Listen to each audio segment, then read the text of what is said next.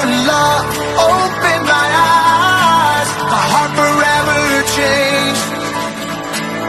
No more standing still, no more going back. Oh, your love is moving me.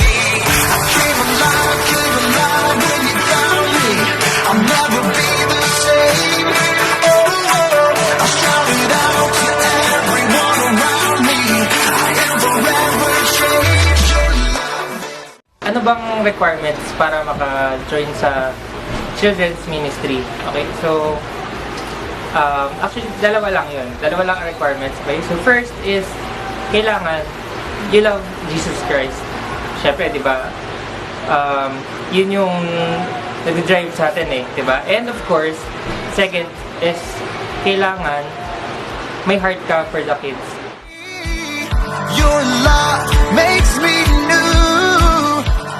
Kasi noon, nagtatanong ako sa Lord, Lord, ano ba talaga yung purpose ko? Ano ba talaga yung gusto mong kunin kong kurso na dun mo talaga naka-inline sa pangako mo saka sa will mo. And then, definitely, parang isang ganun lang, sinabi ng Lord, magtuturo ka ng bata.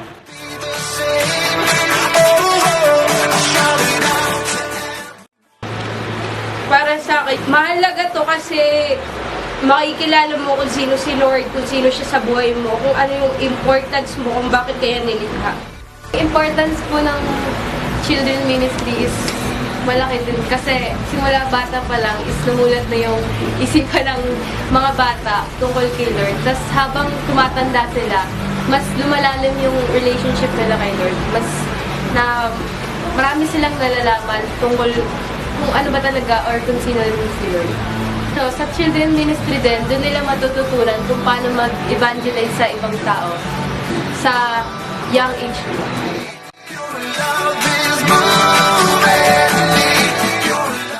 Dito matitest yung patience mo, yung love mo para kay God, yung love mo para sa mga bata.